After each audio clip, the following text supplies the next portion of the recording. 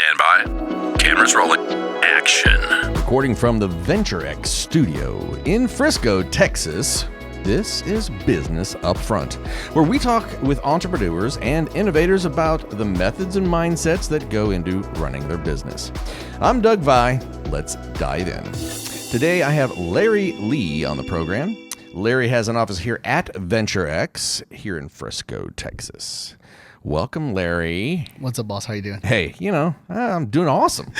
I'm here with you talking about whatever it is you're going to tell me about. I know robots are included because your shirt and your mug. Yes. Let's start off with, tell me about your business. What's the name of your business and who your clients are? All right. Well, I actually have two businesses. I'll run through real quickly. Robots LLC. Clients are basically anyone who is in the sales and marketing industry and they need to get in front of their clients and, of course, stay in front of them. And then, of course, I have a mortgage business. I'm a branch manager for Van Dyke Mortgage. Of course. Now, those are different. Yes. They're very different. Yes. So one is someone is like a financial and people need to borrow money for houses or? Yes. Okay. Yes. And the other one is sales and marketing. Yes. So in my business, in the mortgage business, a loan officer, and I've been told this by my mentor, a loan officer isn't a loan officer if they don't have a loan, right?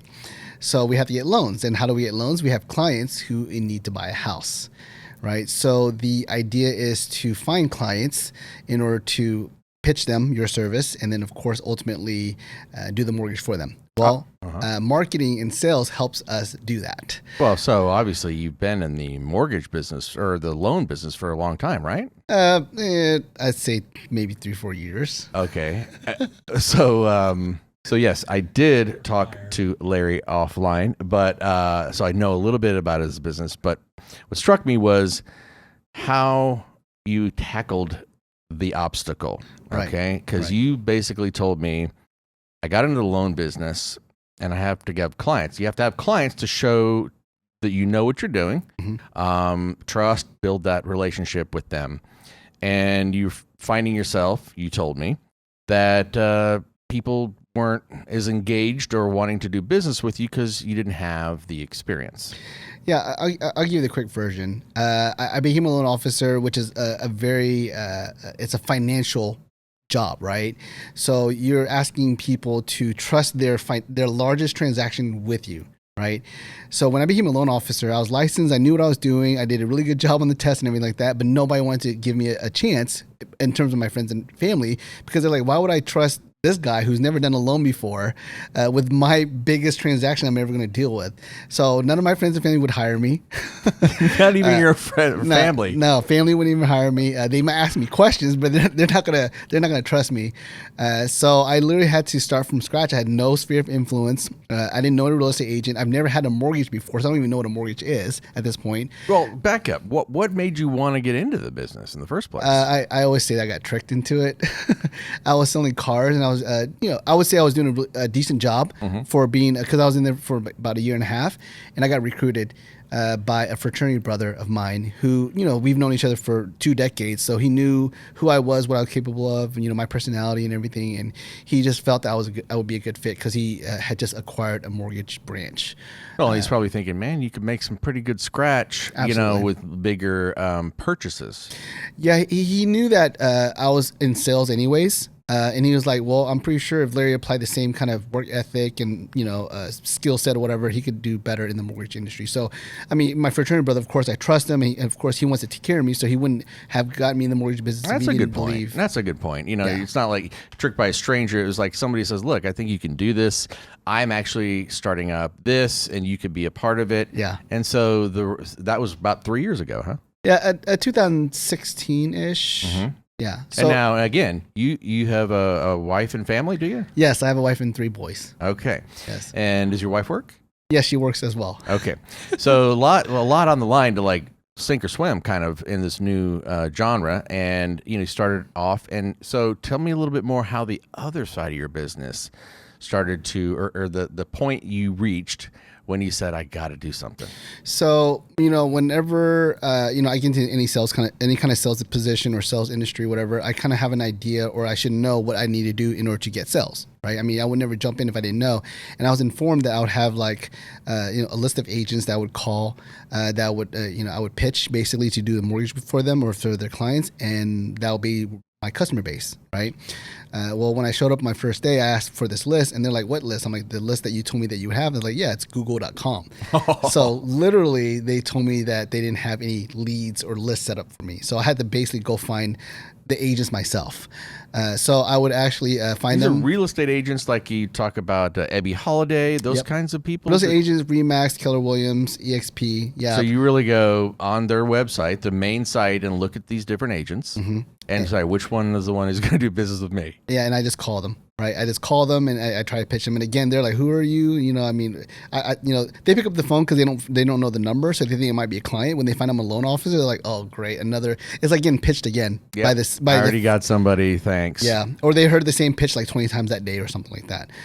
So I definitely was out of my realm. Kind of a brick wall when you're trying to you'd think there's so many agents. I mean, look at all these people, and you're like, man, and reject, Yep. and you're like, okay, there's got to be more than one way to skin this cat. And then what happened? So I was bitching about it on Facebook, with somebody, on Messenger. I got a cold call agents, whatever, and then all of a sudden, like on my newsfeed, it says something like there was an ad or a video that said why cold calling should be or cold calling sucks and why it should be illegal. Right. And I was like, dude, that's like a sign from God, right? Well, it's not God, it's the algorithms, but I didn't know that at the time. Right. I didn't know that at the time. I didn't know Facebook was stalking my messengers. Robot God. Yeah. So basically I watched a video and it spoke to me and talked about marketing and such. And I was like, you know what? That's what I'm gonna do. I'm gonna go ahead and start messaging these people. I'm gonna start DMing them, texting them, or direct messaging them, and that's how I'm gonna get in front of them. And I started using Facebook on a higher level, and that's when things started turning around. But I really was still struggling. And then I saw a flyer for an open house for an agent that looked really bad. And I used to design websites and flyers back in the 90s, and I still kind of did a little bit of that. I dabbled in it, but I was definitely a professional graphic designer.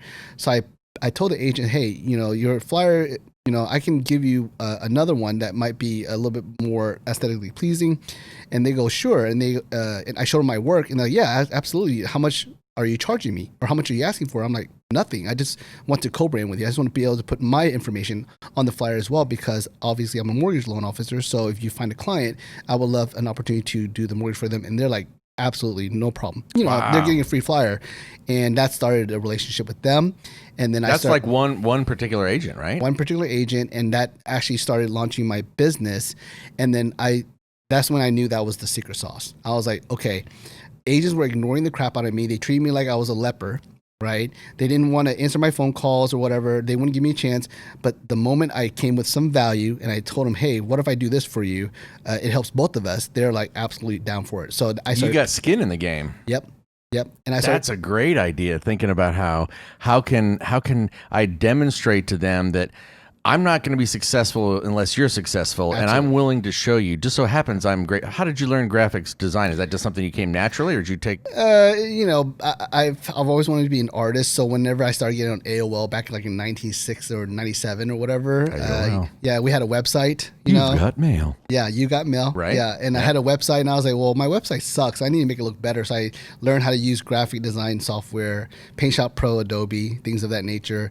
And I've always wanted to be the best at everything I do, so my website had to be the best of all my friends. So I just made sure I learned to make it look good. So that's how I kind of dabbled into it. And then I was offered to design a website, one-page website. They gave me $2,000 for one picture and just the information, and that was it. And I was like, dude, it's all about marketing. And I always thought I was going to be a web designer. That's what I thought my job was going to be. I can see that. I can see, with especially you're talking about in early 2000s? Actually, 96. Late 90s. 96, 97.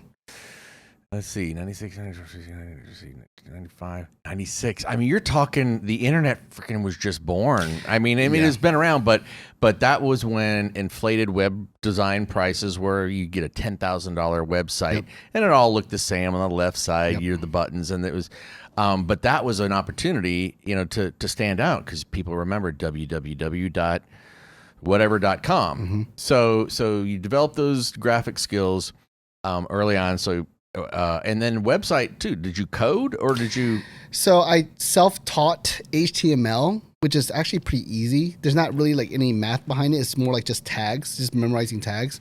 So I would download a website. I would open up the source and I would just read it and just copy and paste it, and then just change it to my my liking. So guys like you, and even guys like me, could say that, yeah, I kind of understood the HTML thing, and I could kind of make it work.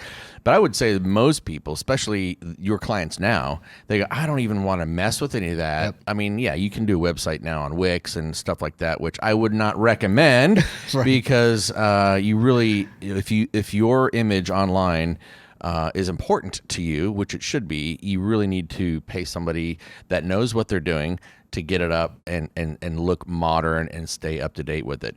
But so I'm fascinated with this. So you had that one client, and I'll bet you that one client probably told another of their colleagues and another colleague, and the next thing you know, you're doing a couple other things. What other marketing things did you come up with in your mind of like, okay, the flyers are one thing, that's print. Yep. Website, you said, did you help them with?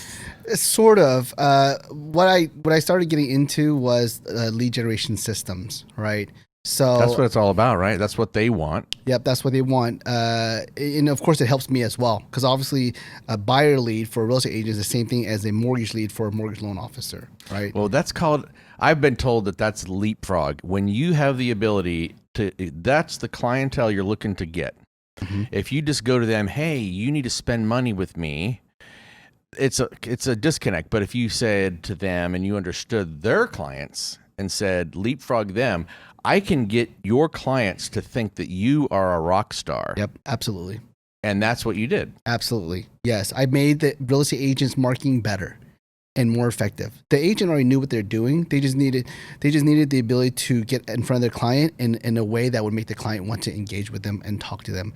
So once they got into that once you helped them get to that point, then they were in their sweet spot and they could do what they do best. Absolutely. That's so cool. Yep. So I basically, for lack of a better description, I partnered up with agents to help with their marketing, and because of that, they're willing to give me all their deals. It got to the point where like they didn't even care how long I've been in the business. They didn't care if I had a program that was whatever. They're like, hey, can you talk to this person? Can you call this person? Whatever, because they're going to give it to a loan officer anyways. They just remember me because I helped them with their open house flyer, right? Wow. And that's literally how I went from basically a rookie to I would say having a decent career on my first year as a loan officer. So if somebody wanted to find you online, this is a very interesting question. If somebody wanted to learn more about you, right? One, if they wanted to get in contact with you, or those two. So it really depends. I like to tailor my information based on the conversation that I'm having with a person and what they're looking for. If you wanted to talk to me directly and save my information, I would tell you to go to my URL, which is larrylee.com. So it's my name, LARRYLE.com. LA, one R. LA, two R's. Ah, you said them so quickly. Yeah. LARRYLE. 1E.com. Okay. So 7 letters, right?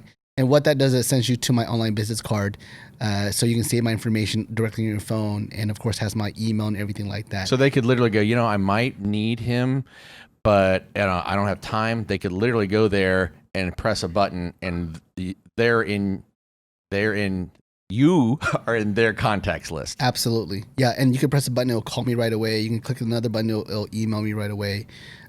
Okay, so that's how to contact. What if somebody just wanted to say, what the heck, what else does this guy do? So you can always Google me, Larry Lee, the mortgage guy.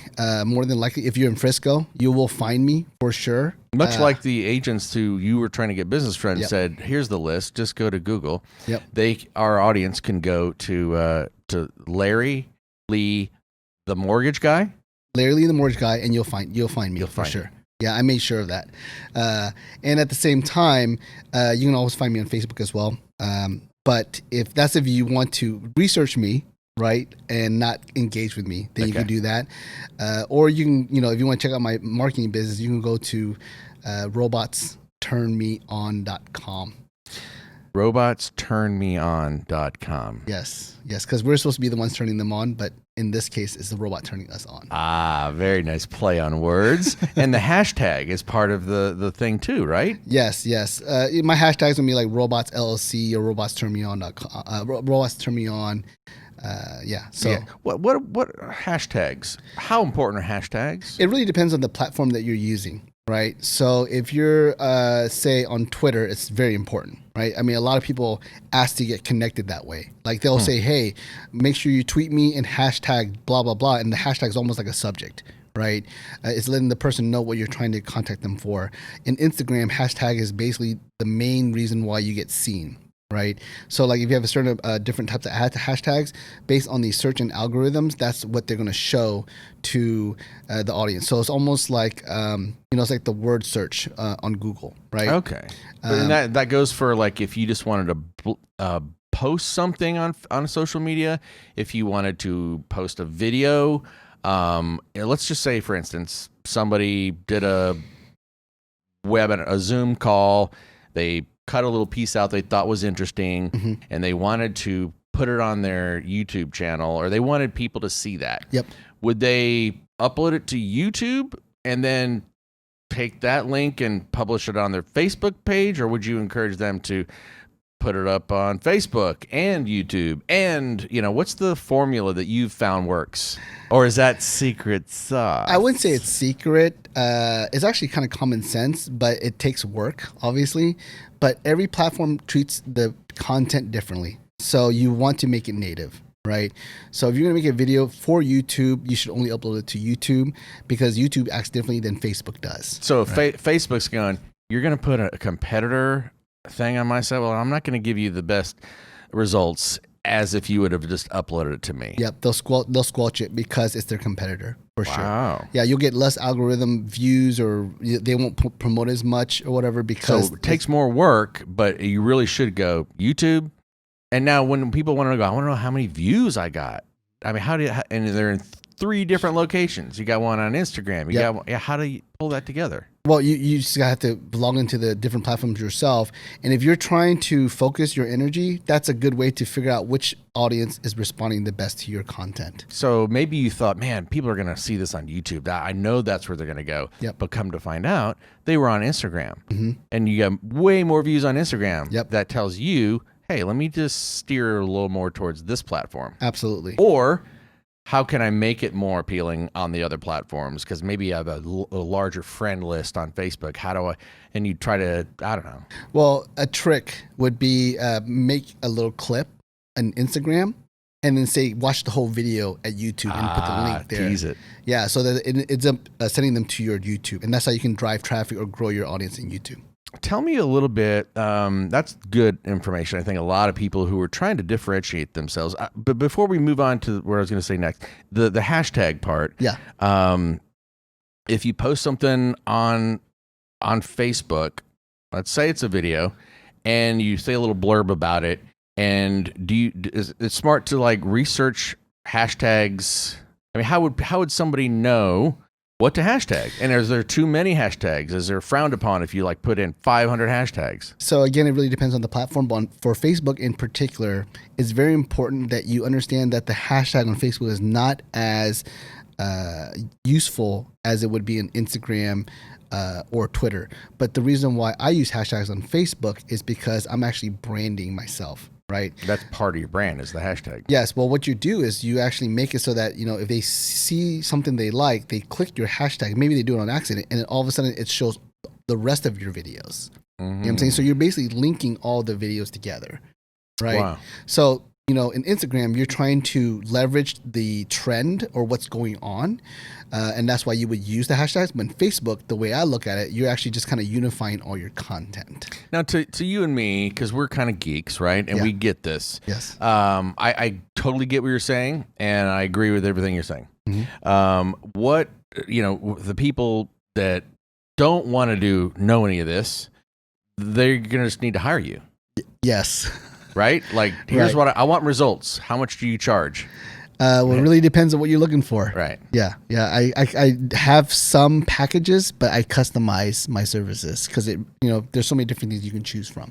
Well, I'm being told by our producer that we got to wrap this up. Yeah. So I want to, first of all, thanks for coming on. You've got, I could go on for hours, and I bet you probably could too. Yes. And maybe we will at a later point in time.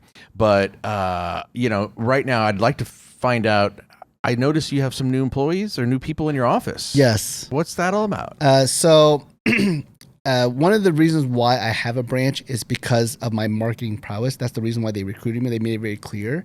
So what I'm doing is I'm building a team to handle all the inflow, all the business that I'm bringing in. Right? Okay, to handle the workload. Yeah. So it's a progression. Like, I can't do it all myself. I need some help. Yes, absolutely. So like I said, when it comes to salespeople, there's people that can sell the product in the service side where you actually service the product. I'm making it so that I can focus on the sales side and have people who are better, smarter than me do the servicing side. That's so cool. I just saw them earlier this week, and new people. You had new monitors, so that's always a good sign. Especially at Venture X here, when we're all independent businesses, and you kind of see a neighbor go, "Ooh, what you got going on over there?" Right, Right. It's kind of neat to see. Well, just thanks again for spending your time with me today, Larry. And if anybody wants to check out the magic, and I'm telling you, this guy has some magic, some true magic that will blow your mind. Well, thanks again, man, and check him out, y'all. Appreciate it. You bet.